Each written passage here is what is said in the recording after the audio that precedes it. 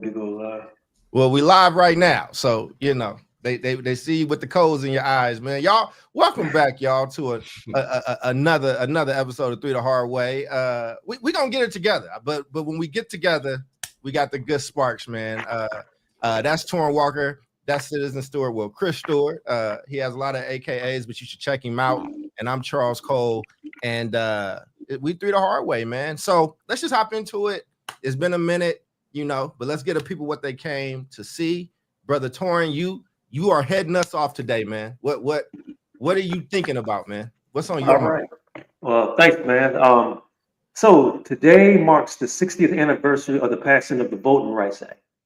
And it's kind of interesting that usually landmark anniversaries in civil rights in America usually get a lot of fanfare. You see a lot of either videos, you see stuff on PBS. I'm surprised they have not played Eyes on the Prize, because they usually pull that out for Black History Month, something like this is right in the mix for that. But for some reason this year, nobody's really talking much about the Voting Rights Act. And it's kind of interesting that something so interesting is also interesting, something so groundbreaking and landmark when it comes to the celebration and also the enfranchisement of Black people in America. Is kind of going unmarked. And I'm wondering if it's because of the current administration, or it's because there's still people who are disillusioned by the way the election went back in November. I feel like it's a little bit of both, because I think people are disillusioned out here. I feel like people feel like their vote doesn't really matter. And I also feel like people who, especially when we're talking about Black voters, there's a general malaise in the electorate in America in general, but in Black voters in particular, because of the loss of Kamala. There's nobody really galvanizing people on the grassroots level at this point in establishment politics. So I'm wondering if that's part of the reason why nobody's really talking about it this much, because, anniversaries to end in zero are usually big ticket things when it comes to the Democratic Party. They're also big ticket things when it comes to the civil rights legacy apparatus, whether it was the 50th anniversary of Selma, whether it's some sort of major civil rights act like the Montgomery bus boycott. But the Voting Rights Act is almost like the culmination of all those things we celebrate every 10 to 12 years, and nobody's talking about it. So I wonder why that is. I'm confused. I'm not sure. What do y'all think? You ain't confused. Stop it. I'm confused. I don't have a point of view. Well, listen, y'all what I'm about to say, you're gonna know more than I do about what I'm about to say. But for some reason, boxing has been coming up in my feed a lot. And I never paid attention to how technical boxing and boxing styles are. Right, until I watched this old footage, and it was showing Muhammad Ali how laid back he was in his fight. He'd punch you a few times, you think he's going to sleep, and then you wake up and hurt you, blah blah. And then they did year by year. They got up to Mike Tyson, and he didn't give you any breaks. He just hit you everywhere. Like you couldn't catch up with him, and you were getting hit on the left side of your head, right side of your head, the kidney shot, blah blah blah blah. I think that is where Black America is right now. It's being hit too many sides, too many different ways. It's like we could have stopped and talked about anniversaries maybe 5 years or so ago. But now it's just, you call it disillusion. I probably would use that word too, but I just think people are tired. They're just tired. Like if you're a type of person who pays attention to the news, there's no good news. Every single day, if that's all you listen to is the news, listen, if you stop listening to the news, you're going to feel good. Like if you just don't listen to the TV at all, or wherever you get your news or whatever, you'll feel better. But man, if you're paying attention, it is depressing. You get hit from too many sides, and I think people are just tired. Not just the one thing. I think they're tired of everything. I mean, listen. This is the last thing I'll say about this. You called it a general malaise. I think that's a good way to put it, because people are too tired of everything right now to date. The dating rates are going down. The sex rates are going down. The nightclub attendance is going down. Everything is going down. You should have said a recession indicator. I mean, something big is happening, bigger than anything that I would probably bring up, because what stops you from dating? What stops you from mating? Empty pockets. What'd you say? Empty pockets will do it. Man, I think I actually agree with both of you all, man. I think, yeah, disillusion may be the good term, but I think people got beat over the head for the 50th, and then the 55th, and like you said, things have kind of been happening. here's the other thing about voting, right? When you push people to vote and you give them the vote and then they go out and they work and then they don't win, like they be like, oh, this shit don't work. And you like, well, multiple things can happen, right? Like you probably won't win every single vote, but I think that there's a side that wants us to not be talking about this stuff because when you don't talk about it, it can go away. And I think that there are people that really do want to make it go away. And, you know, I don't want to encroach on what the next topic will be later, right? But you know, I think that directly connects to this conversation. So let me take Oakland, for example, right? Let me get closer to y'all, man. Let me see y'all. Oakland, what used to be a chocolate city. There used to be, and it may not have been all that times majority black, but when I was a kid, black was the majority in the school district and all that. But you had pockets. You had West Oakland. You had this part.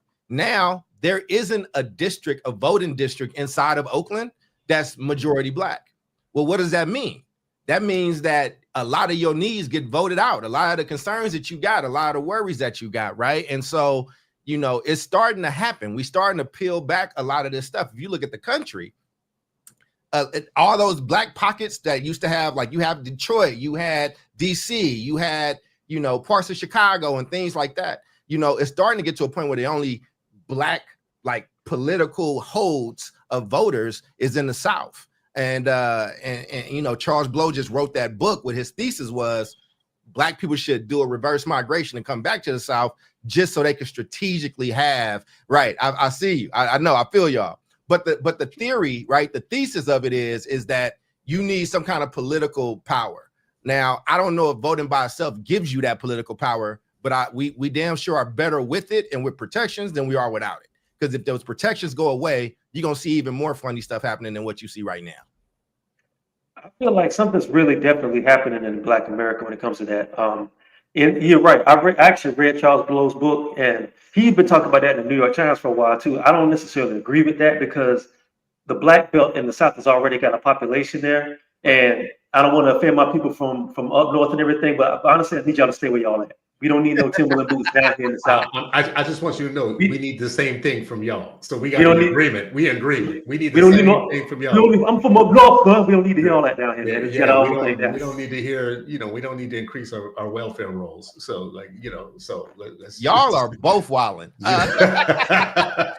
are both wilding. Because that's what we get when y'all come up here. So I just want y'all, listen, I agree with you, bro. Y'all stay where you at. But everybody shelter in place. I think what needs to happen is, because like I said, if you really do the demographics on the Deep South, and I'm gonna get to your point, Charles, in a second. This Mississippi, Alabama, some parts of Louisiana are some of the most blackest, authentic places in the United States. It's just that because the economics there and because the history of Jim Crow and post Jim Crow, a lot of people have not been able to organize properly like they would have. There was that moment, like we're talking about the Voting Rights Act from 1953, maybe up until 1968. Where the Deep South was the most, and Oakland too, because of the Panthers. In New York, those enclaves were some of the most politically energized places in the country when it came to Black people. I think what happened is a lot of people got complacent. It's like, okay, we got the Civil Rights Act passed, we got the Voting Rights Act passed. Now I ain't got to get hit in the head no more, so let me just go get a job. And I think that's what happened with a lot of people. And I know it did in the South because, you know, you talk about the federal government now is starting to like leech a lot of people from the federal government roles. What is it, 300,000 to 400,000 Black women that lost their jobs because a lot of those women went into the federal government. Mm-hmm. I think a lot of people got complacent and they didn't realize that some of these gains that we were able to get in the 1960s up until the 70s, we had to be able to hold and maintain. And I think that's part of it as well. But back to your point, I think really what has to happen, man, is people are going to be tired. And I agree with you, Chris, people are tired. But at the same time, I think there needs to be a bottom up sort of political action other than this top-down political action. And I think what we've been dealing with is a lot of top-down dictates from the establishment Democratic Party and the establishment party system in general. And people are just sick of that, you know. And like you said, Charles, people weren't just told to go out and vote. What you got last year was get your ass up out of the house, you lazy motherfucker, and go vote. That's what people would talk. That's how they were talking to people, man. And people got tired of that. And they're like, no, don't talk to me that way. I'm finna sit on this couch. So I think all this stuff is part of a loop. If you get complacent, things get taken away from you. If you get disrespected, you're not going to want to get on board and be an ally with somebody who's been disrespected. So I think it's all this stuff is coming to that. Chris, before we go to you, I think let me just get this piece in because I think the topic I was thinking about, and Chris, we were talking about this yesterday when you were in Chicago. I think I've been on this literacy thing. I've been on this. I'm writing this piece for Substack right now, and I'm reminiscing about my grandmother, who she was born in 1920. That's just 55 years after the civil rights ended. That means her aunt, her parents, her grandparents would have been flogged for reading, for being able to read, and people fought and risked their life to be able to read. And Frederick Douglass stole his education, taught himself how to read. And now, just a few generations away from that, we got people, not only is our literacy race in the toilet, we have people proud that they can't read. We have people, and this is a time where you need to be literate. You need literacy and critical thinking. And just for people that's listening, literacy is not just being able to read, it's being able to take words from different sources and different places, understand them, generate new ideas, and then express with certainty what you're trying to say and communicate. And we're becoming a more illiterate society. Now, everybody is, but y'all know that cliche ass saying, right? When America catches a cold, we catch pneumonia. Like, that problem is going to be far worse for us. And that's like, we're 3 writers who used to all significantly write more. And we stopped writing as much. Not we didn't stop writing. Y'all should check us out. But we write much less because we writing to ourselves in many cases. And I think that ties into this thing. It's a perfect storm of stupidity that's happening right now that will have dire consequences for us. You can go ahead, Chris, but I just had to get, that was all I wanted to say about my topic. So we don't even have to do it, but that was just, I'm stuck on this literacy thing. Well, I'm just going to say for the record, some of us aren't writing to nobody. Some of us got a following. People who actually read our stuff, man. Well, I mean, but you are right. This is the point. So I feel like you just answered Torrin's point for me, which is, if somebody, first of all, I don't agree with the analysis that people are tired of the Democratic establishment. I feel like that's just stuff you say if you just have it in for the Democrats. Like, you will always find, no matter what, if you just don't like the Democrats for whatever reason, you will say everything that happens is because of them. I think, honestly, it's closer to what you're saying, Charles, because if somebody says to themselves, I'm so mad that you said the thing the way that you said it to me and that you told me get off the couch, that I'm going to sit on the couch and watch a regime come in that's going to take my entire family out. That is not a problem of the Democrats. That's a problem of stupidity. That is a problem of literacy. That is a lack of critical thinking skills. That's an inability to practice sequential thought. Thus this versus that, thus that, blah, blah, blah, blah, blah. That's what that is. That's a problem of not being able to do thoughts in sequence with each other. And that usually comes from literacy. The more you engage with text, the more that you have that cognitive relationship back and forth with text, where it's not on TV, it's not on a screen, it's not a picture, it's literal text that requires cognition. The more you do that, the more it changes your thinking. The less you do that, the more it changes your thinking in the wrong direction. So I'm as frustrated with every political party as anybody else, including the Democrats, who I don't vote for. In this last election I did, but my frustration doesn't stop me from understanding this thought that comes to the next thought that comes to the next thought. Yeah, I can be mad at you, but if somebody who's coming in is going to do worse by my community, my family, and my people, I'm smart enough to know that I just got to do what I got to do for my people, not even just for me. I'm not sitting on the couch, right? You just said that people used to die for trying to read, right? Yeah. People used to die for showing up to the polling places too. If voting wasn't a big deal, why do you think they consistently try to curb us from voting? Why have they been trying for 100 years to completely separate us from the vote if it don't matter? I agree with you. I agree with that point. The thing I want to say is, and this is something that I've wrestled with a lot as a writer, as you said, with 3 writers here. People really are not reading to the point where people have hostility towards reading and stuff. Oof. But because of that, people who know how to work that and manipulate that are gotten very, very good at manipulating that. If y'all, after the show, go on YouTube, and look at the first Kennedy campaign in 1960. It was something that Robert Kennedy Jr. kind of co-opted for his campaign a couple years ago, but it was like the first campaign jingle that didn't really talk about the candidate. It just said Kennedy, Kennedy, Kennedy, Kennedy over and over and over. If you watch the show Mad Men, they show him half of that in the show. what that did was it put the word Kennedy in the voters' mind, and because he was a young, charismatic candidate, and people forget what presidents looked like before Kennedy. They all looked like old men and walnuts with hair on and stuff. They were all old white men. Kennedy was a young, dynamic dude. He looked like a movie star, and because they could connect his name to his image, that's all they needed to go to the voting booth and just, I'm voting for this guy. You know what I mean? And what Trump has done, very good. And I've said this before. One thing that the Republicans do very, very well over the Democrats is they're very good at taking a very simple message and crafting it and giving it to you over and over, to you don't really have to think about what the message means. Trump with his head up in the air with blood streaming down his head, with Trump under the picture, probably garnered him maybe 30 or 50 million more votes. That's how people move.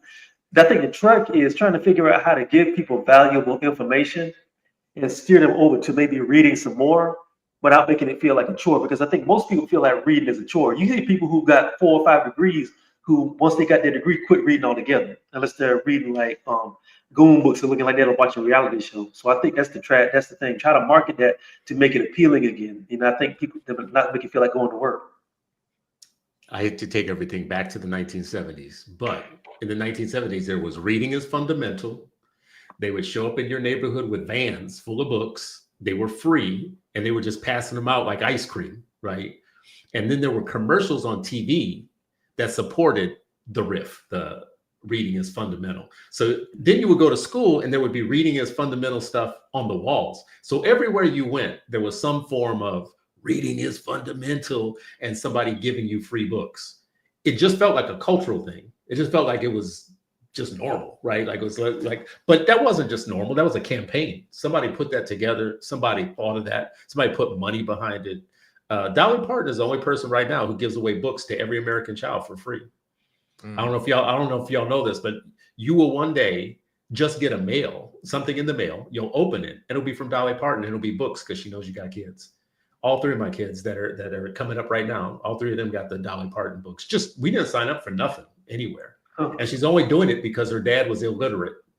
So she's putting her and Dollar General, the guy who founded Dollar General was illiterate. So Dollar General has a free literacy thing where they give away money every year for literacy.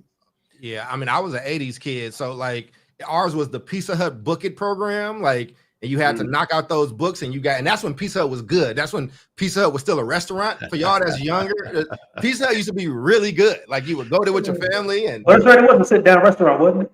It was a restaurant. It was a sit-down restaurant. It is still. Yeah, here it is still. They got one. There's one out here in Indiana. I'm in Chicago, but there's like about 30 minutes away. There's one like on the border of Indiana, where they still have one. And then but we also had things like we would get SI for kids, Sports Illustrated for kids. Super excited for that. Highlights. There was all kind. I was excited to get those books. Or when that got, when you would take the brochure home to your parents and you could pick out books, like everybody, all the kids, even the bullies, right? Like even the ones down the hall that got out at a different time of the day, everybody was excited to like buy those books and those pencils and erasers and stuff like that. And then somewhere along the line, I mean, the medium started to change, right? Like and you mentioned the Nixon and Kennedy thing, and Nixon didn't understand the new medium, and Kennedy did. Let me wash my face. Let me make sure this suit fit. And on the other side, you got to look at the other side of that. Nixon was like sweaty and his clothes was meshed up. And so now the things that he's saying, it don't sound as good as the things that this young cat is saying. But now you got TikTok and you got Twitter. I don't want to see serious journalists doing TikTok dances to break a headline.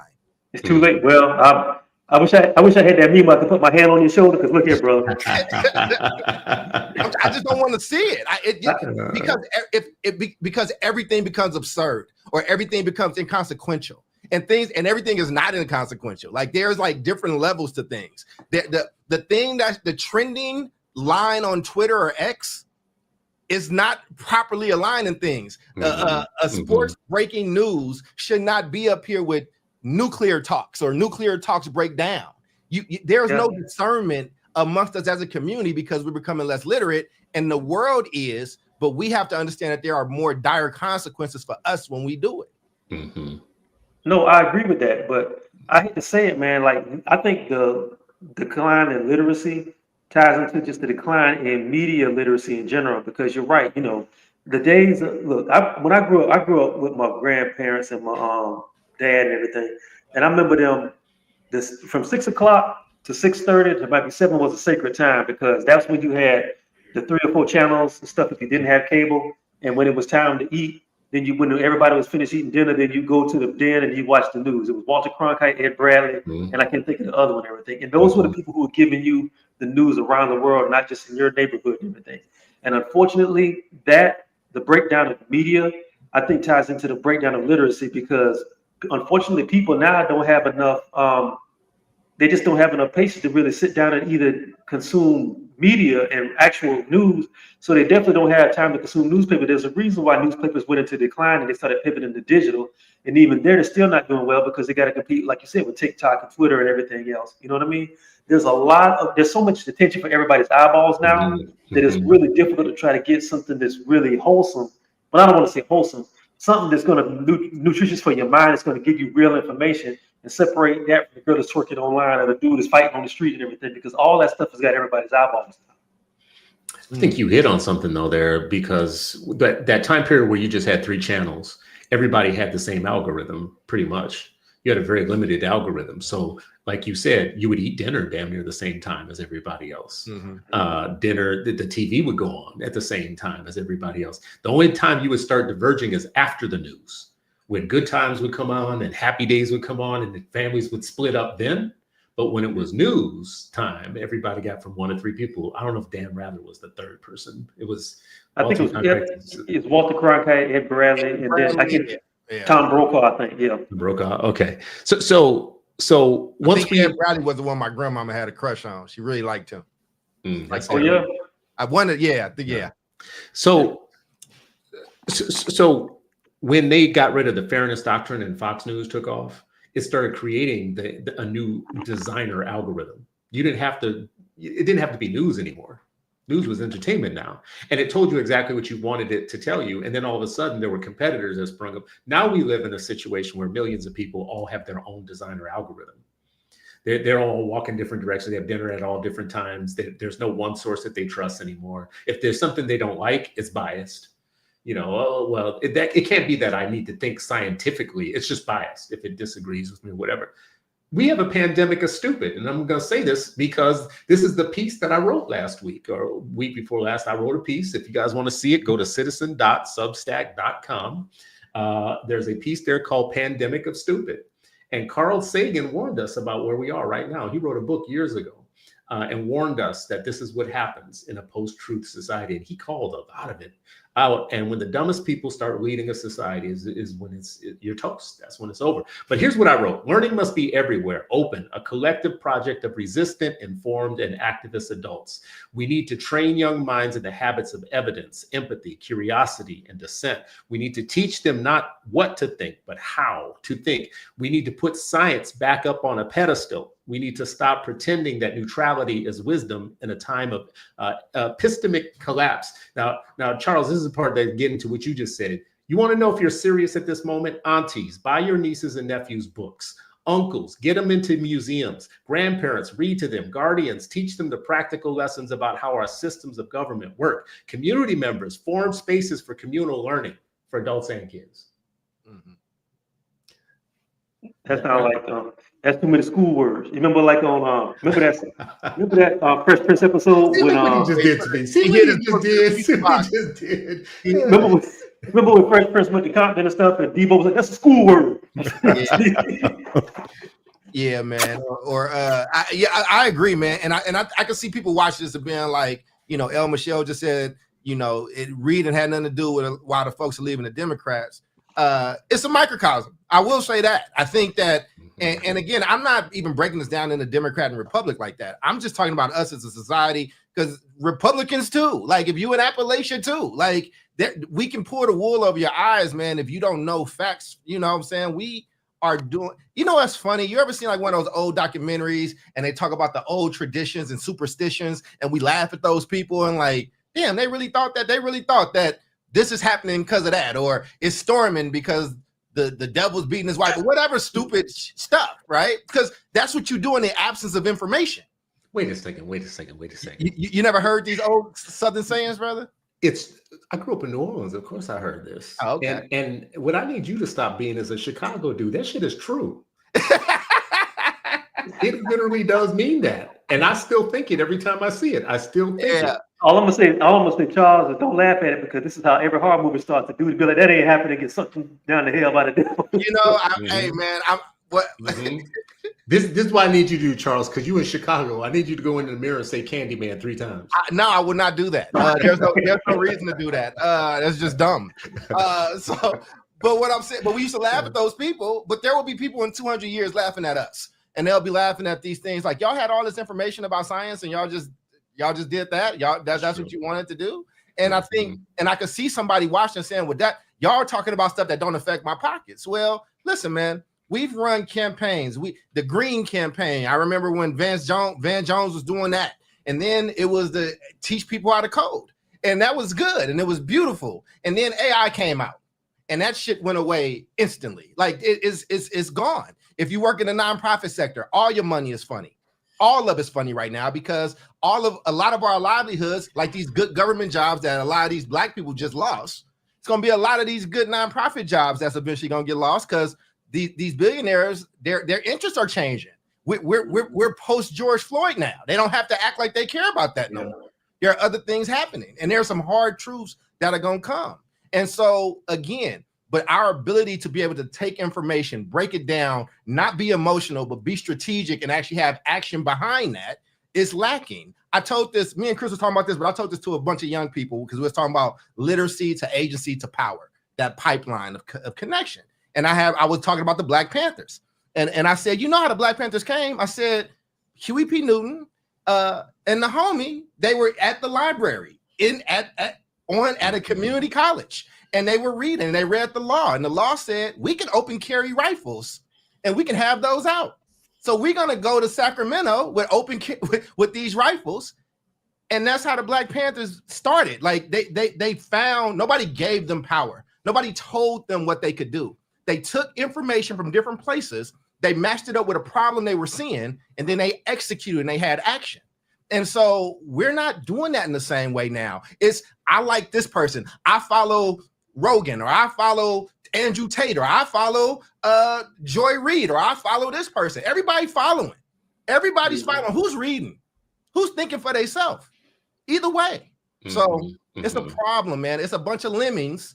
And who can poke their chest out for this person that don't know you, ain't gonna say hi to you, and you don't matter to them in real life. And you shouldn't, because they actually they doing something. They manipulate.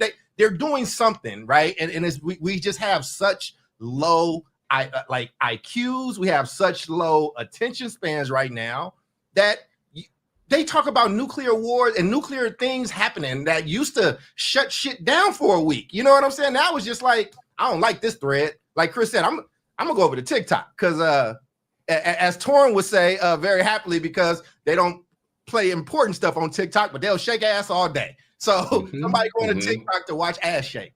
And here's so I got a question for Torrin though. What do you think about, like, what's the role and responsibility right now of the, whatever they used to call the intelligentsia or whatever, and the people who do have letters, who do write? I mean, where's Ta-Nehisi right now? Like, what's the responsibility right now that you think is not being taken? First of all, man, to be honest with you, that's actually where I was getting ready to go next, because I work in this field and I've seen it. I think some of the people who, like Charles said, there was this high point maybe 4 or 5 years ago where the whole world got politically aware all of a sudden because of George Floyd. And I think a lot of people cashed out, to be completely frank with you, they cashed out and then they just got off the board. What I'm seeing a lot of now is a race to the bottom from a lot of people who have actually surprised me in the way they move. Like we were talking about earlier, I've seen a lot of people, former colleagues, people who I still respect, but I'm kind of surprised at how they move, who are basically trying to compete in a race to the bottom to try to appeal to the lowest common denominator. Like, for example, like I'm just gonna be honest, because he's out here doing it. You see Don Lemon out here walking around like a TikTok and stuff with a mic, going from place to place, asking people stuff on the street and everything. That's a TikTok move. I saw Mehdi Hassan from CNN doing round robin like the right wingers do with that, but hitting that like On he's doing. Jubilee. Yeah, like he's doing a game show and stuff, Yeah, like but yeah. doing a round robin thing. Like you're 55 years old, you're out here playing tag with kids and stuff. I'm like, that don't make no. I get it. I understand that you're trying to get some of these ideas down to where the baseline level is, but I still think there's something to be said for saying that. Look, I know what I'm talking about. I do have a position of authority. It doesn't mean I'm looking down on you, but this is my platform and this is how we can make this work. It's just kind of wild seeing that. I understand that things are kind of in flux right now, but it's so much in flux right now that people are trying to grab and catch on to what's hot without really standing on what they really want to do yet. That's what I feel. I feel like Go ahead. Like they're trying to own themselves, though. I feel like I don't see it the same way. I feel like they're making smart business moves. I mean, it doesn't always work out the way you want to, but I mean, Roland got let go of CNN and then decided I'm going to start a platform. All these other folks like Boyce and others, they'll tell you straight up, listen, yeah, I could have somebody own me, or I could try and own myself. Joy Reid just got let go. She's starting her own platform now. I think that's smart. That's like a Prince move. Prince said, you can't keep signing up with Warner Brothers every 3 years and have them treat you like a slave and tell you what you can and can't say and when you can put out an album. I want to put out albums whenever I want to put out an album. That's like how we built Paisley Park. And when he did that, he was the first one to go to TLC and go to Hammer and go to everybody else and say, you got to do the same thing, man. You got to own your masters. You got to own your own record company. You cannot be up here in Warner Brothers and think you're free. No. I'm a firm. I think there's some miscommunication. I think y'all are agreeing on that. Yeah, go ahead. Yeah, I'm a firm believer in that. Hell, I did it myself. What I'm talking about is this idea that He was dancing on TikTok.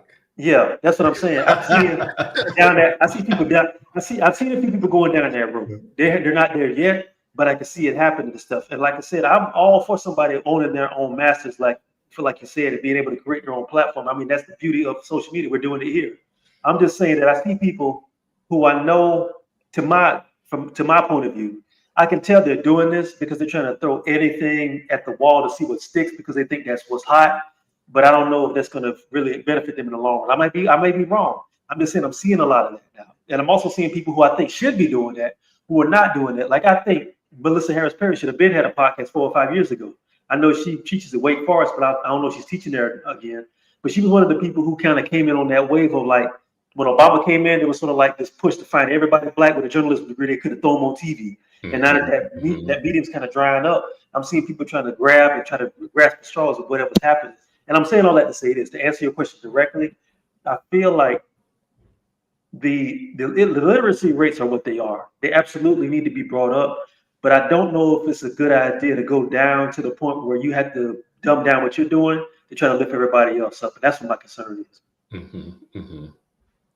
Yeah. No, I mean, listen, man, I get what y'all are both saying. And again, there's some truth in all of that, right? Like, yeah, go be independent, do that thing. You don't need a boss that when they don't like you no more, you can just be gone and you got kids and a family. And it's sad to see a very experienced journalist who's 60 years old be on TikTok doing a dance, breaking in the headline. It's stupid. It's dumb. Like, listen, you said you call out stupid, Chris. It's fucking dumb. It's stupid. But that's the only way people gonna listen because they don't read. Like, listen, well, who's doing that? Who's doing that?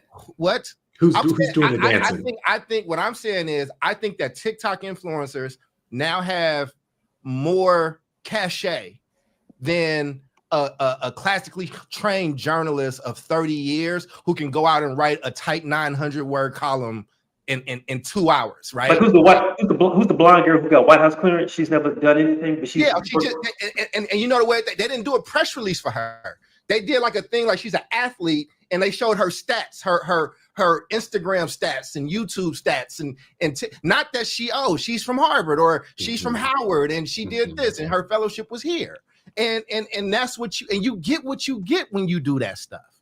And again, and so I'm not mad. I understand somebody that goes over there and is trying to do it and has to play the game or has to play the gotcha game, but what happens is news and entertainment is no longer discernible. I don't even know if news exists anymore. I don't know. PBS is gone, B. Shit is gone, son. Like you know what I'm saying? And it's like where do you turn for truth? When I read the news, I got this app called Ground News. it's supposed to like show you what's leaning which way and what companies do what. But you know what? I don't know if I trust that fully either, right? Like I got to read 4 or 5 articles, right? Like, so, Chris and I was reminiscing on this the other day, man. The Atlantic. I don't know how people feel about the Atlantic now, but if you can get a membership to the Atlantic and like go back and see like James Baldwin used to be in the Atlantic, bro, like writing prose, like beautiful prose, bro. I think who would you tell me was in there, Chris? That I was like, wait, Frederick Douglass. I didn't know that the Atlantic published Frederick. Oh no, I'm sorry. Yeah, who was it? I'll look it up. It's way back. It's like that. It's like the late 1800s, though. It's like very, very old. Probably wasn't Frederick, but Frederick wrote prose though, right? Like this man wrote incredible things, right? Like we can have the smartest man in the world right now write a beautiful 1,000-word essay that will have the answer to all of our issues and our problems, bro. And nobody will read it. But you know what's happening? AI is writing the article and AI is reading the article. AI is having a conversation with AI. What is the use of people soon? And I know we're not veering away from it. Yeah, we're not veering away from the voting rights thing. This is all connected. I just want to put this here real quickly. Go ahead. It was Frederick Douglass. It was Frederick Douglass. In 1866, he wrote an essay for the Atlantic on how Congress can cope with chief executive who refuses to recognize the rights of all citizens, by Frederick Douglass. That's crazy, bro. And you know what the conversation has been? You know what the conversation has been the last 5 years? Do we really need the Atlantic? I think the Atlantic has had its time. Does the Atlantic have a TikTok page? Listen, bro, that's a real conversation right now. So, hey, man, you get what you get if that happens. I just want to say this because that feels a little bit nostalgic. Like there was a time where everybody read the deep stuff. No, there was never a time where the deep stuff actually really pierced the bubble with a lot of folks, right? I'm saying there was a time where even where the smart people read, and I think we're coming to a time where even the smart people aren't reading as much. Well, there's fewer of them. We're declining in population. And here's the thing too. I think something that we have to be aware of too is this is something, not to bring partisan politics into it, but I am for a second. This is something that's happening across the board when it comes to American politics. If we're talking about literacy, like even if you talk about like the Atlantic historically has been sort of like liberal leaning.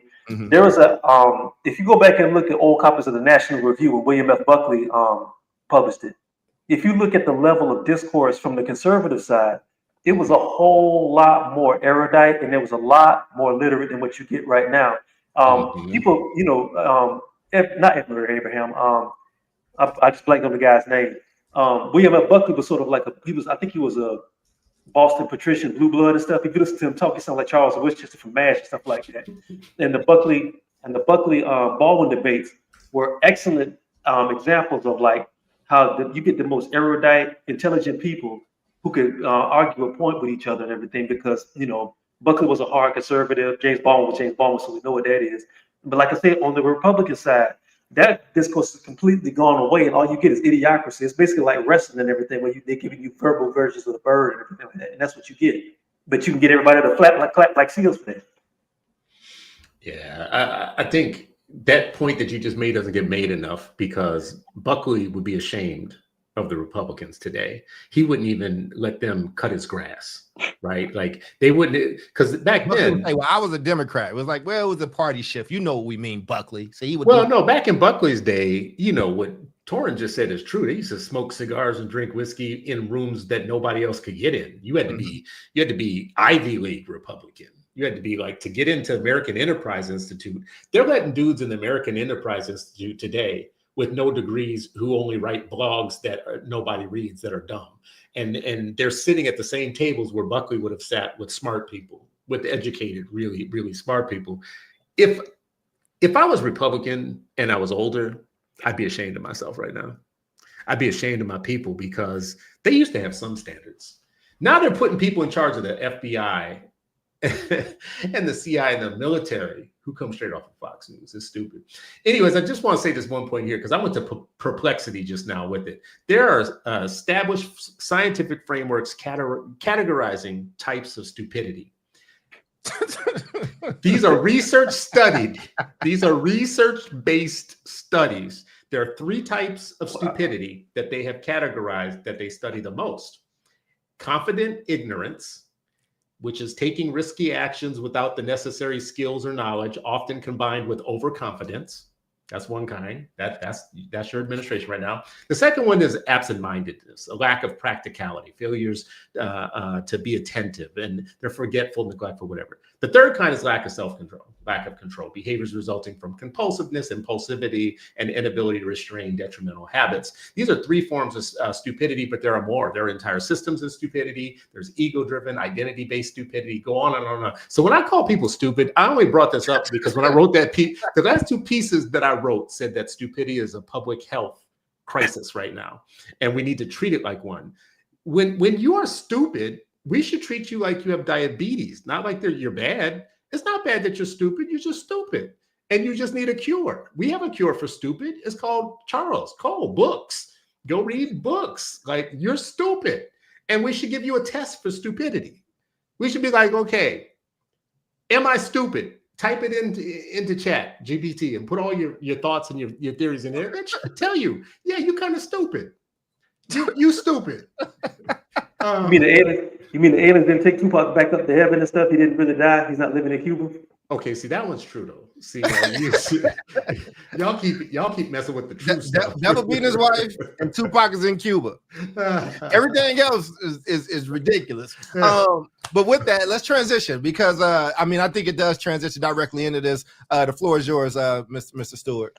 Mine's not like a long drawn out thing. It is just to say that you mentioned this earlier. And I mentioned it earlier. They have been playing games with our ability to register our voice through our vote for years. It's the oldest thing. It's the oldest part of their playbook to keep us disenfranchised and out of office and out of any type of power. Started really heavily after Reconstruction. They saw too many black faces up in Congress, and they got like just a little inkling of what that would look like. And that's when all hell broke loose on their side. They were killing people who wanted to vote. They were disappearing people if you wanted to vote. And then, I think one of you guys said we got comfortable for a while. Like you have some advances and then you start getting comfortable, whatever. You don't pay attention. Your eyes aren't on the prize. See, like 4 or 5 years ago, Heritage started saying, we're going to change all the districts. We're going to get rid of their ability to have a power center, right? They started this during the George Floyd stuff. They were like, we're going to have our own George Floyd moment, and it's going to start with making sure that they can't get the Jasmine Crockett's of the world up in there. We're going to get them all out there. So right now, Texas is redistricting. At a very suspicious time, they are redistricting. They're trying to pick up 5 seats because Trump has told the GOP that he needs to pick up 5 seats. They're like, cool. We'll just go ahead and change these maps, and we'll get like 5 people out of office. See, there's one problem with that. The problem with that is that now it's starting to cause a civil war within Republican parties because Republicans in blue states are all going to lose their seats because Gavin Newsom came right out and said, you know what, Texas, you go ahead and do that. Because see, what California could do is we can swamp you in the number of seats that we can take from you. So you go ahead and do that. We're about to have gangster government for real. And then since Gavin got all bold about it, then your governor in Illinois jumped out there and said, well, listen, I'm rich for one. I'll fly all the Democrats from Texas here to Illinois, and they won't give you a quorum, so you won't be voting on nothing. Oh, and by the way, we will also take all your seats here too. And then Hochul, or Hochul, however you say her name in New York, said, well, listen, I'm not going to let them 2 fools be the only ones out here doing it. New York will do the same thing. Now all the Democratic governors are piping up saying, oh, you think you would win in that game? That's a numbers game. Now, typically, Democrats are too polite and mannerable to do what they're doing right now. So I'm happy to see that there's some level of aggression. But anyways, that's my issue, is that this is a complex thing that I can't even get my whole mind around the way that this works. But I don't know how we translate this for our people so that we're not just walking blind into these situations. Mm-hmm. Like if I was in Houston right now and in Texas, and someone didn't tell me that they're about to redistrict me in a way where all my votes dissolve, I would wonder where my leadership was once it happens. Like, what? Y'all didn't tell me that this was about to happen? Your pastor should be telling you this. Your barber should be telling you this. Everybody should be telling you this. You know what, Houston? You're about to lose your votes. Mm-hmm. What say y'all? Man, this right here is what I've been talking about when I say that if you don't get a message in front of the people somehow, the people are going to ignore it. Because everything you just said, the DNC should be having, excuse me, they should have ads running in every one of these states saying this is exactly what we're going to do. Sorry, I got something in my throat. But I'm just saying, how come the DNC with their huge war chest isn't doing that? How come they don't have ads running on social media? How come they don't have ads running on the news? How come they don't have ads talking about this very thing? I didn't know about some of this stuff until you just said it. I didn't know that the Democratic governors would go to war like that. See what I'm saying? They're getting gangster right now. They're like, why don't I know? Because somebody on TikTok didn't do a dance and say, "That's right, that's right." Because you get your news from the Twerk Network. The Twerk Network. It'll be there. I mean, maybe we should all write something on it. I listen. I'm gonna definitely look that up. But here's the thing, man. I want to see, be smart, fight back, punch back. Do something. Why wouldn't the Republicans think they could just do whatever? Because you've been taking it on the chin for however long, right?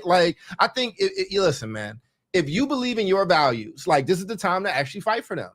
When you talk about things that people are willing to die for, but they're not even willing to roll up their sleeves and think through something, this is a good sign of maybe did things have to get this bad for you to do your job, for you to be pragmatic? You know what I'm saying? And I just think that, man, one, that's news. I want to see what happens. Now, I will say when the elephants fight, the grass suffers. So there'll be some unintended consequences that will probably hurt. But I mean, this is where we are.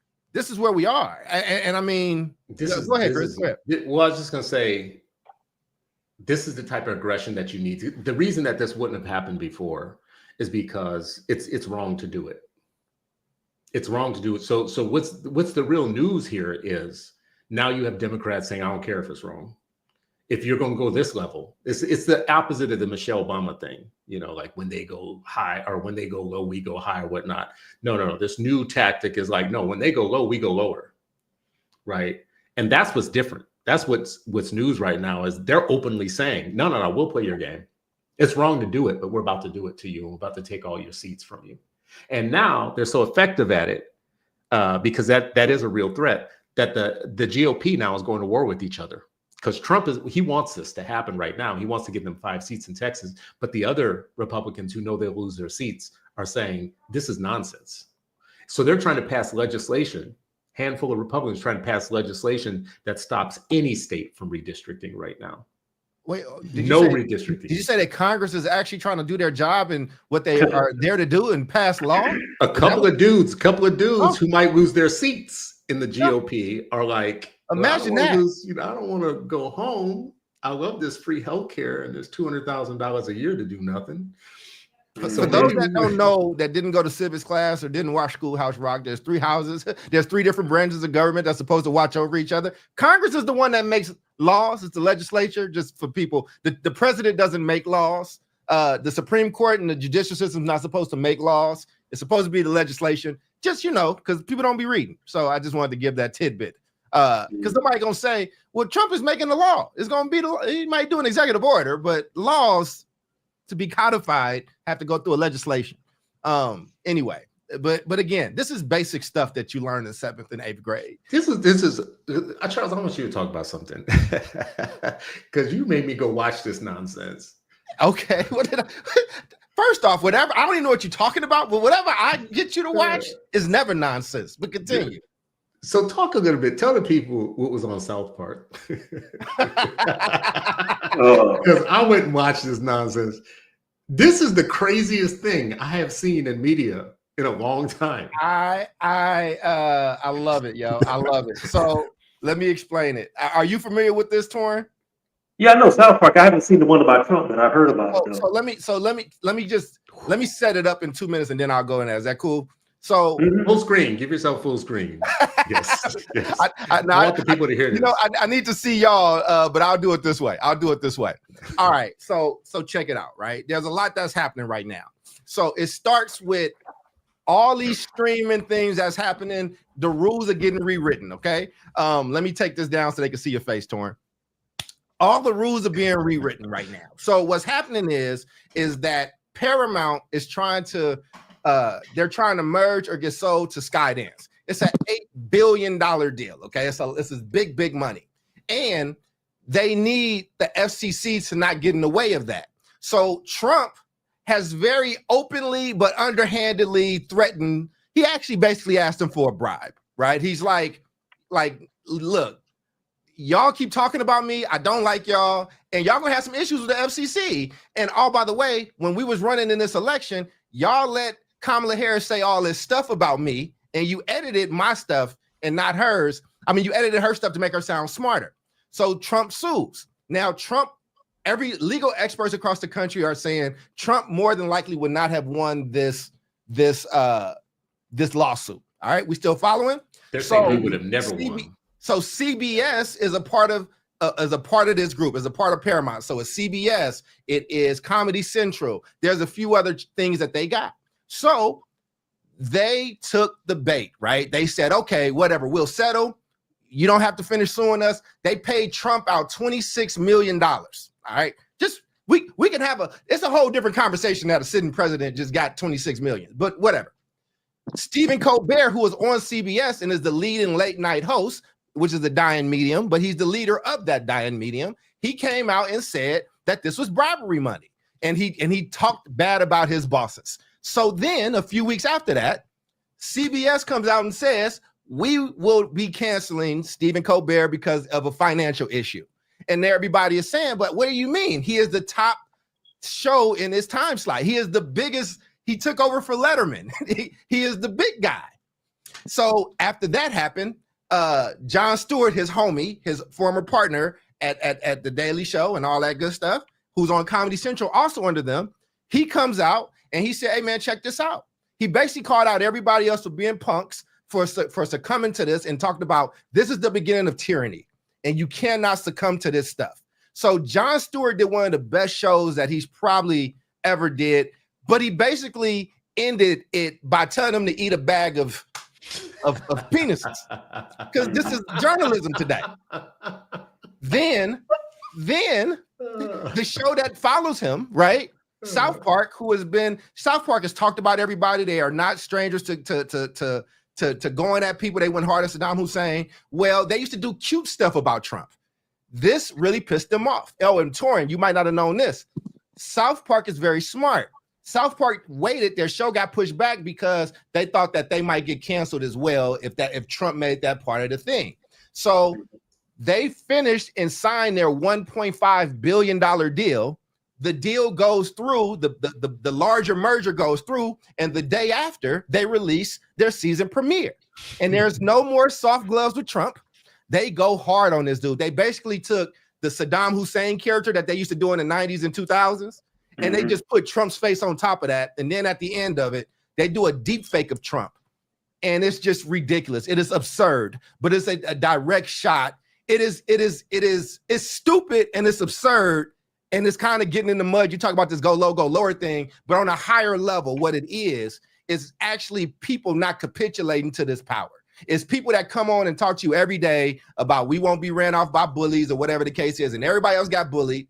And these three shows, for their credit, I'm not a big Stephen Colbert late night show fan because I don't think any of us watches late night TV at this point, right? But huh?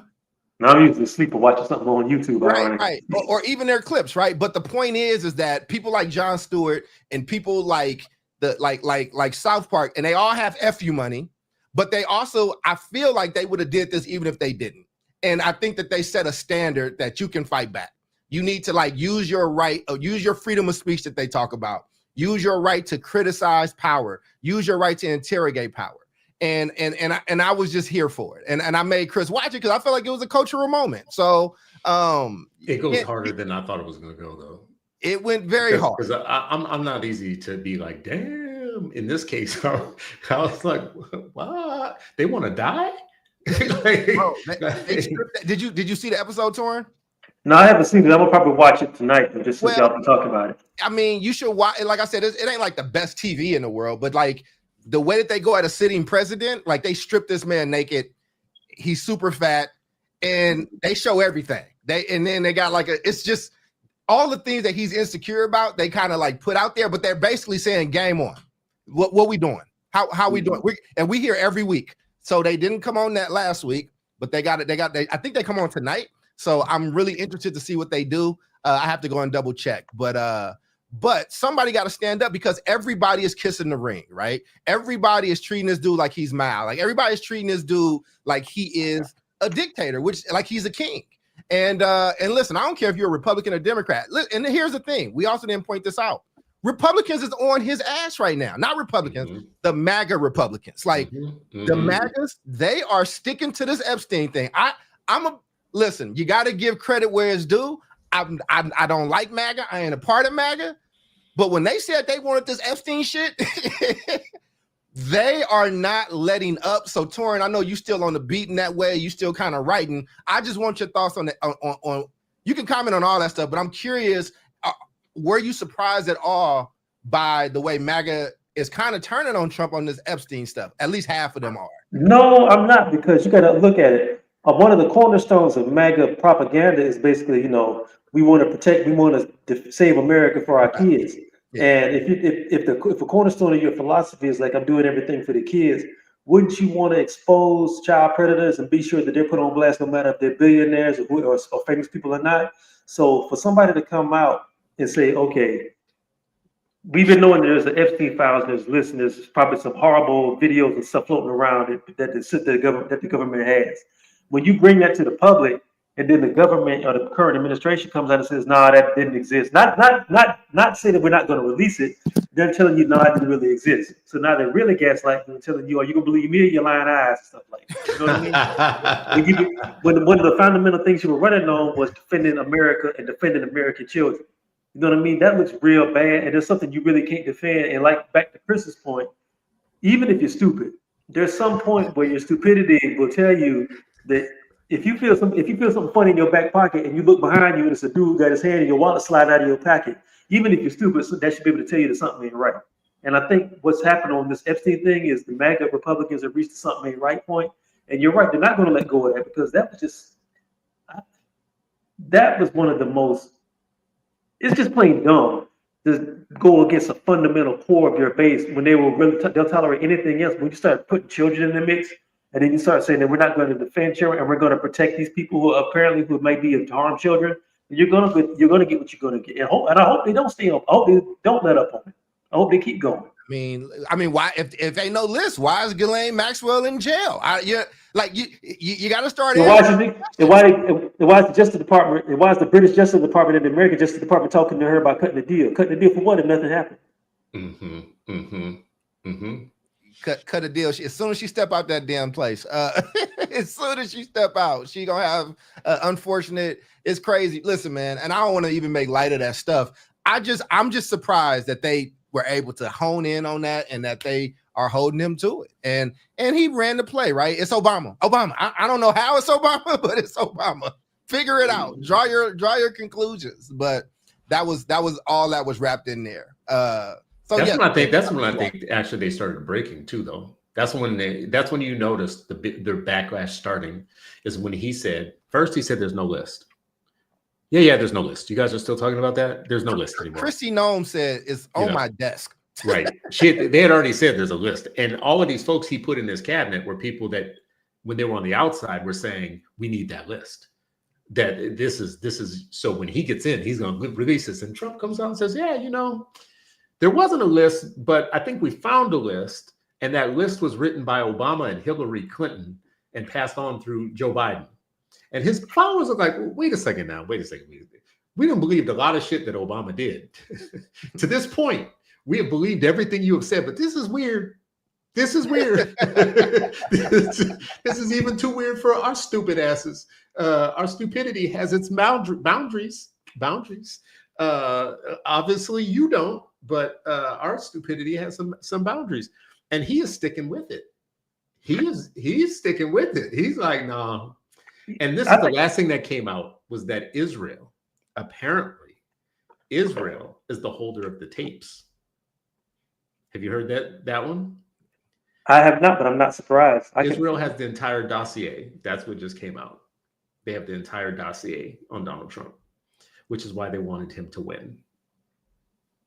So the reason why Russia wanted him to win. Yes, a lot going on, B.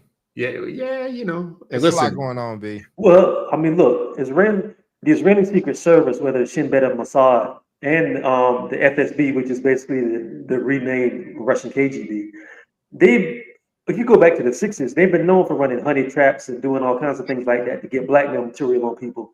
Usually what they would do is send some model or some woman to come to you naked so they can get blackmail stuff on you. But apparently they may have gone into some very dark places with some of this other stuff. So who knows? I mean, it's very plausible. One of my favorite movies is Tinker Tailor Soldier. One of my favorite movies is Tinker Tailor Soldier Spy. They talk about some of these dirty tricks that go into these things that they do. Every intelligence agency does it. Everybody does it. It just matters who's in power and what do you want, what you can leverage.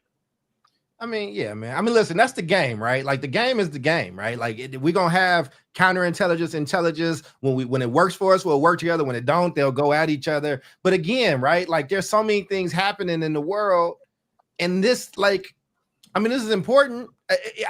Listen, man. It's just so much stuff happening. And it's like we are an ADHD society now. It's not just a few people. It's not just 3 people in the classroom. It's the whole school. The principal is ADHD. Like we can't, Black people, what are the 3 things we need to focus on and focus on it until you get it? like what is the strategy? Like, again, this is where my thing is: literacy to agency to action. Like that is what has to happen, man. You have to be well informed. You have to know what your center is. Like, what are your people watching, and put it in the chat. Just what are your top 3 values? Like we stopped talking about values in the 60s and 70s and in a way that was, I think it kind of meant something. Whether you thought the values was bullshit or not, people believed in these values and it kept us on course. There are no values anymore. And it's like, I want to hear people's values. And if you would have asked Black people in the 60s, they top 3 to 5 values, you would have got a lot of overlap. If you would have asked Northern Democrats and Southern Republicans their values, their top 5, you would have got a lot of overlap. Right now, it's going to be a scatter shot. And somebody got to do that work, man. What are your values? What are your things that you will not compromise regardless if it's somebody you like or hate? What are the things that you demand of yourself and your children and your community? And it's all moving. It's all so if there's no value on this stuff, then something has to matter. This idea of democracy is an idea. We all have to like buy into it. And if you don't, and nobody honors those rules, there's a problem. And that's why I gave Jon Stewart and South Park those type of props. I don't love every episode of South Park. I do love their courage, and I love that they go at everybody. And so I can't get as offended when it's a joke about somebody I like, because they've made a lot of jokes about people I don't like. Jon Stewart has always kind of held, listen, man, a comedian should not be the most trusted news person in America. It just, are we a superpower? Like, this don't make no sense to me. And you gotta like be able to step back and call out the absurdity. And it ain't just enough to call it out, but then somebody has to have the courage to then put their values back on top. And the first man through the door gets shot. So it's a hard ask, but it's necessary. Nobody wants to be that first man. You know what's funny? I'm sorry, I didn't mean to interrupt you, Chris. Go ahead. No, go ahead. That's all I was saying. It's kind of funny how, like, you hit the nail on the head. Historically, the role of the comedian has always been being on the outside of power, criticizing power, and ridiculing power. That's always been the role, and it's a very important role. And that goes back to what I said earlier, how, like, even back to court justice. Remember, the court justice was the only person who could make fun of the king and tell the king the truth without getting his head cut off and everything. What's happened now is because so many people head cut off, though. It was always we didn't know if he got his head cut off, but yeah. Yeah. There's actually an old joke. There was an old French jester who slapped the queen on the butt or something like that in the 1300s, and the king gave him an option of how he wanted to die, and he said an old age, and the king laughed so much about it, he let him live out his life and gave him a pension and stuff like that. That really happened. but what's happened, man, is, yeah, a lot of people who have a lot of people in the media estate and in literacy have just abandoned their posts. And that's how you get to the point where, like, a Jon Stewart becomes the voice of the people. And that's how you get somebody who's like a Dave Chappelle, who's going into the controversial subjects more than people who get paid for this on like major news networks. They're just that people are just abandoned their posts. Some people have completely forgotten it, or some people are so strapped, especially when we talk about teachers who really care about their kids, but they got so much economic pressure on them, and they got so much like institutional pressure on them that they just either walk away from the job or they just break down because they don't have any kind of support. It's a mess, man. Things in this society are really screwed up, man. And I don't know. I don't got the answer for it. I just know that something has to change, but the society is not going to be able to continue along this path. I feel like you have to hit a certain amount of pain first. Yeah. Like alcoholics don't change until they hit rock bottom. Addicts, period, don't change until they hit rock bottom. And there's times where you'll be saying, oh yeah, this is rock bottom for them. And it's really not.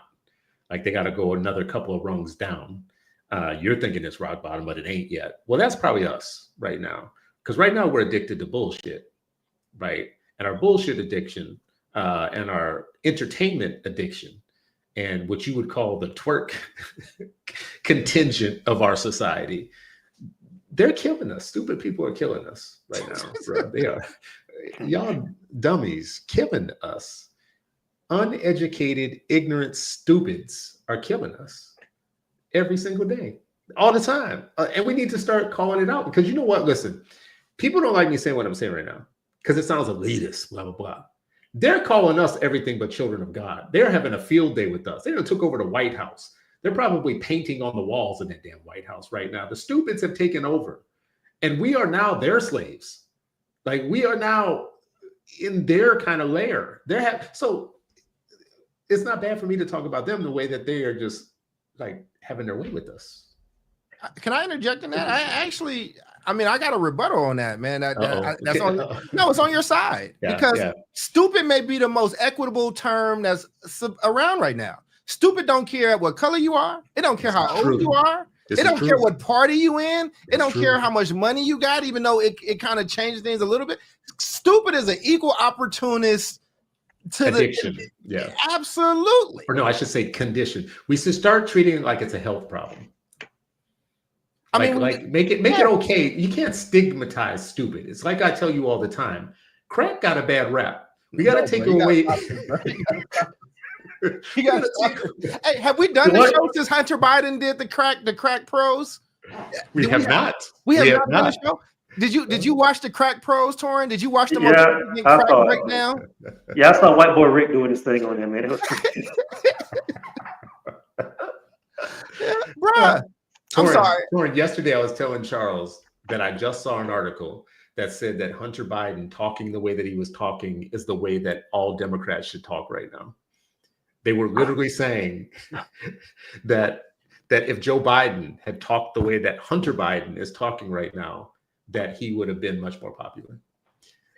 If Hunter Biden was black, he'd be on a reality show.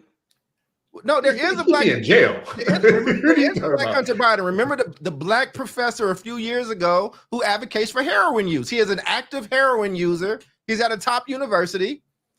Oh, y'all. What? Yes. What are y'all? Bruh, I am not making this up. Y'all don't remember that? See, you know why? Because he wasn't a lily white boy whose dad was president. I'm telling you. Like, listen, people mad at Hunter Biden because Hunter Biden wasted all that good white skin and education and access. It's like, you the most elegant crackhead we have ever seen in our life, bruh. Like, you supposed to be in line to be president, bruh. You out here doing crack pros. Like, the Clips is gonna have you on their next album, B. Like, you're gonna be the underbed of a Jeezy song. Like, it was, you made crack sound too beautiful. How did you gentrify crack, dog? I don't understand. I mean, crack's not all that bad, though. You got to stop this, man. You got to stop this. No, explain that. Crack's not bad. How, bro?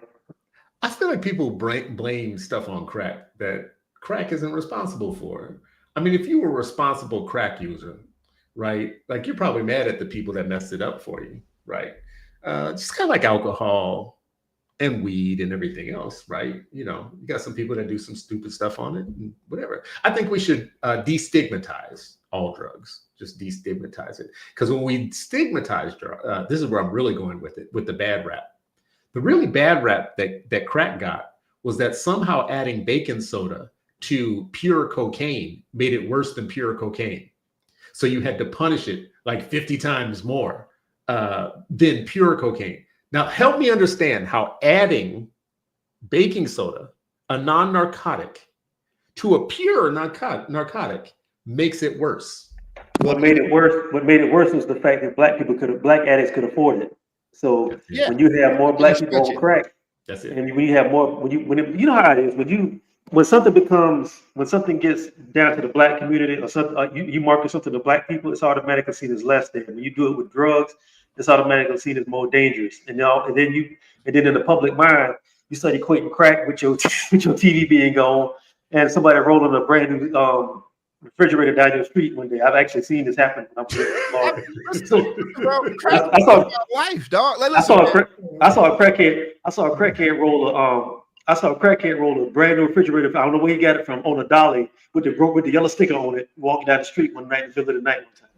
I didn't ask no questions. I went back in my house and sat in the house. I just But it wasn't the crack. It wasn't the crack. Nah, it was definitely crack, bro. It's the No, crack. he's very good at what he does. I mean, listen, crack.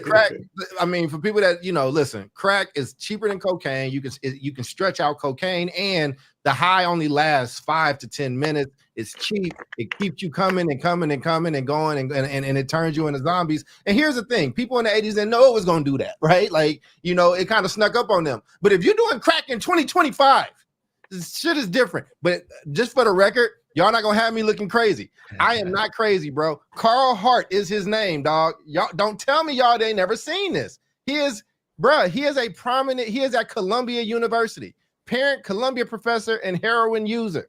He was first. Hunter Biden stole his flow, word for word, bar for bar. I'm telling you, y'all. Yes, bro. Y'all don't. There was interviews about it. He did I don't know if it was Good Morning America, but one of those platforms, bro. He's still I think he's still at Columbia. Wow. Heroin out. Wow. Hey, you know what though? I mean, if you think about it, look at it. Wasn't Timothy Leary a Harvard professor when he started experimenting with LSD? Forgot about that. And then he got kicked out of Harvard. He went out west and everything and started selling it to all the hippies and whatnot, and made it basically a whole counterculture. People don't realize how many people who work in higher education, especially like at Ivies, get into stuff like this. Because if you do a trace back to that, a lot of crazy stuff that people think came from hippies in San Francisco started with people in Harvard or some of these research programs and everything. I just want to say though, I agree with you. And El Michelle, I want to put what she said. She said they're marketing weed drops to soccer moms. Just for the record, because we were talking about stupid facts, okay? Weed drops and LSD is not heroin and fucking crack, okay? He was on crack and he's on heroin, bro. He's leaning over in a Columbia class, my dude. What are we talking about? What are we talking about? What happened? He nodded off in class. I don't know, man. He said he got a handle on it, but don't every heroin addict say they got a handle on it? Wait a second now, though. I mean, see, this is my point. It may not work for you. It may not work for you, but it sounds like he's still teaching. If that man can come to work every day and still teach, he come to work because he need to check. That's why he coming to work. Hey, look, this is what I want y'all to do. Me and you both all three of us run our own companies. Show up on heroin tomorrow. You're gonna get fired from your own company, brother. I'm just saying, B. It's like, listen, man. What? I ain't judging nobody in their vices. Everybody got their vices. Hunter Biden gentrified crack in front of us, dog. That's all I'm saying. And it just made I feel like he rescued crack, is what I think he did. Crack don't need rescuing. Crack will survive.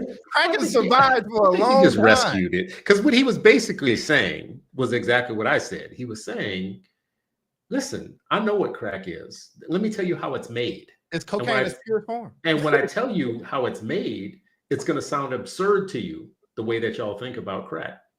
When someone rich like me could just do cocaine if I wanted to, right? But y'all talk about crack. See, he was saying the same thing I'm saying. It gets a bad Master P said that 1996. But I need this white man to tell me this. Master P, nigga, my parents was dope fit. Listen, bro, my parents were crackheads until they wasn't. I'm glad they okay now. A lot of people in the 80s and in the early 90s was on crack. I ain't ashamed of it. I'm proud of my parents. But the point, that shit ruins lives. It ruined generations, bro. I am from the crack era. Torin, you are from the crack era. What was Atlanta? Just think about Atlanta before crack and then after crack. Like, No, you can't do Atlanta. I grew up in Florida. That's where it used to come in at. I seen a whole lot of crazy do stuff when I Florida. was young. Man. Florida's even worse. Mhm. Florida, do Mhm. Florida before crack and then after crack. Like, Mhm. listen, bro. Mhm. Listen, I wrote a book on this, y'all. Okay, like there were places in Canarsie, bro. It was, and they described it as we were a black middle class suburb, and within 3 months, the entire community shifted, dog. Like if you go watch Crooklyn is like a glimpse of this community and neighborhood right before crack kind of comes in. You know what I'm saying? And heroin and all that stuff kind of takes over. I'm just saying, I mean, you know, we saying this in jest, but all this stuff just kind of plays in, bro. But hey, what that, and that's the sign of the times. Fucking president's son, who the president torpedoes his legacy for, comes out and is doing a rebranding in front of us. Man. Do not One be of the- surprised if Hunter Biden wins office in the next 8 years. Just do not be surprised. I grew up in the state that one of the biggest songs that ever came out in the state was a song called Your Mama's on Crack, bro. The kids laughing at the kid, Mama on Crack. Y'all remember that? I don't, but Your I mama's understand. on, your mama's on crack, right? It was kids. It was the I chorus, know that song. dog. Yeah, that's so yeah. Yeah, that was the chorus. You know why they couldn't make fun of my parents being on crack in Lincoln Court? Because their parents was too. They was doing it together. We was all the grandmamas was the only ones. Like that, it was just a few. You know what I'm saying? It's just, hey man, it did hit grandmas at some point though. It did. It just didn't hit my grandmama. You know, it didn't hit mine. But I'm just saying, it's like, but that's why my grandmama was my mama and my parents was my damn older siblings at the time, because this crack shit. But all I'm saying is, it's just interesting when a white man with a lot of money and power and privilege and all the opportunities in the world. I mean, bruh got jobs in Russia. Bruh gets to, like, Joe Biden torpedoed. And listen, I know Joe lost his wife. He lost another kid. He was going to stick by his son. And now, bruh, you out here doing interviews that's just like, not only was I wilding, listen, bro. You know what crack made Hunter Biden do? It made Hunter Biden take his dead brother's wife, steal her, make that his broad, turn her out on crack, and then drop her off. Mm-hmm. Hunter Biden is everything y'all think Jay-Z is. That's who Hunter Biden is, bro. Hunter Biden is. You know what? Hunter not gonna do this to me. Salute to you, Hunter. I hope you get better, brother. Do your thing, man. Y'all, because I sound like I'm on crack right now talking about this motherfucker.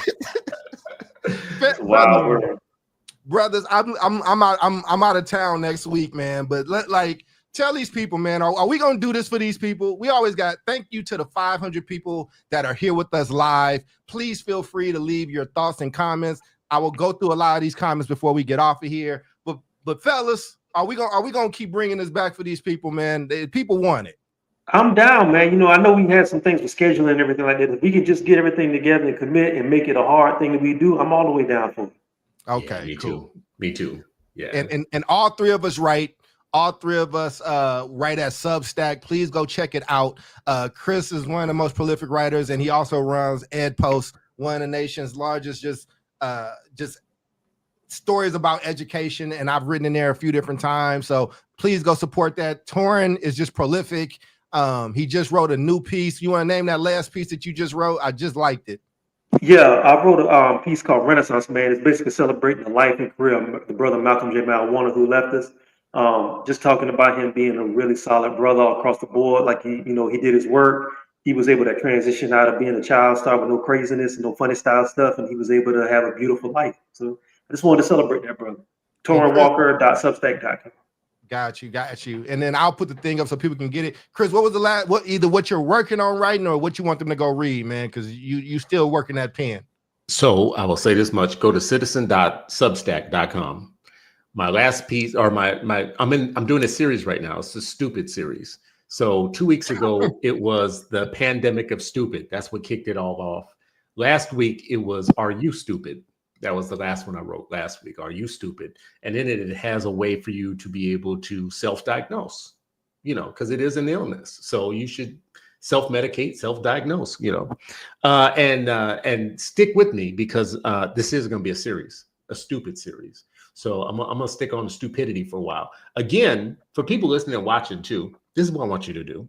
Perplexity is free. There's a free version. If you go to Perplexity and you put in questions, it pulls up all kinds of studies and summarizes them for you on the topic. So if you ask it a question like, what does research say about stupidity? It will bring you scientific answers that have been studied about human stupidity. So don't get mad at me for calling a thing a thing. Research, science is telling you it's a thing. So don't be stupid. To be fair, I think we were both fine with you calling people stupid just now. So we were not offended at all because we. After I wrote those pieces, people were mad. Mhm. Yeah, Well, people sent some. Yeah, you can't go back. Did you respond with like Larry David? Like, well, are you stupid? I don't know. I just feel like that's the natural. If somebody's stupid, what do you call them? Smart? Listen, if somebody got diabetes, somebody got to write about diabetes. It's a thing. It's a real thing. You up in here losing your limbs. And we're gonna like try and soften it up, Before I do mine, I'm a big Boondocks fan. Remember when Boondocks made fun of them? They was like, and Big Mama lost her leg, and you know what happened? They all went home and ate the same shit that caused Big Mama to lose her leg. Stupid. I miss Boondocks, and I write as well. I just finished up a series on Huey P. Newton. It was about. I think it was about 5 different articles on Huey P. Newton and his legacy, and the last one was very personal for me. And then right now I'm handwriting, just trying to. Chris is doing this analog thing. I have a notebook. It just felt good getting back in a notebook. But I'm currently writing about this literacy as agency through power, and this essay, this long form essay, told through the beauty and love of my grandmother and what she instilled and did not allow. And how she prayed for my discernment, which is just cold talk for what Chris said is when old people say they praying for your discernment, they just saying, I just pray that the boy ain't stupid, Lord. Don't let the boy be stupid. That is the prayer of discernment. That is every generation has it, but that will be up soon. But we will be back and we will let you all know before we just drop a secret Beyonce episode. But we had 500 people show up with that. But with that being said, any last thought? Can I read some comments and then we can go? I'll be a little tighter, but we got to reward these people for being in here with us. El Michelle has just been around with us for a long time. Some that we didn't get. She said the intelligent folks are investing their money and they're laying low, waiting for the I told you so moment. She also said that the Republicans are going to start talking about the blacks, immigrants, and trans folks coming to rape their women and kill their children while they block guns from redistricting. And then El Michelle also said making sure kids get she's making sure her kids, we probably should have pulled this up earlier. She's making sure her kids get a good education, stable careers, and some generational wealth. With Trump in office, I am all about me and mine. These are the selfish years. I will come up for air in 2029. With that being said, Chris, we'll go to you first. Just any final thoughts to the people out there? I know you gave your stuff already, but one little last round of messaging. Yeah, not much to say. Everybody just pay attention. Right now, it's all we got. The attention economy is everything. So wherever you put your attention is where the power is. So pay attention right now. Big things are happening and we're in trouble. And then the last thing I'll say about that too is tell your kids, like engage with young people around what's actually happening right now, because it's your responsibility. If you don't do that, what are you doing? Make sure that young people know what's going on in the world. That's it. And Brother Torrin? I just want to tell people, don't let apathy control your life, because I like to say, like the brother Chris said, there's so much craziness happening, and it seems like it's coming in on a second-by-second basis at this point. But you still have to be aware of what's going on in your world, in your immediate world, and outside of your world, just so you can be able to make proper decisions. So just don't fall victim to apathy. Take breathers if you need to. If you need to disconnect from the news, go ahead and do that. But be aware of what's going on so you can try to make some sort of change in the things you want to see done. Awesome, man. And I would just say, I do want to return to a level of intellectualism, not elitism, but intellectualism. I want the top people in the left, the top people in the middle, the top people on the right. I want them having debates and engaging and having civil arguments that people could actually grow from. I yearn for those days of, like you talk about, William F. Buckley and James Baldwin. Those conversations are enlightening, and you tend to take something away from both. I miss the days where Malcolm X used to do public debates and lay people out and go out there and flex it, you know. And don't turn your nose up at facts, man. Everything ain't about clout. Like that shit will kill us. It will absolutely kill us. And I think it's serendipitous what Chris said, because the slogan, it was already there. Culture moves fast. We move smarter. So people, when we get off, ask yourselves, how are you moving smarter? And if you are stupid, it ain't got to last forever. You can change it. With that being said, y'all be blessed. Take care of each other. We out, y'all. Peace. Peace.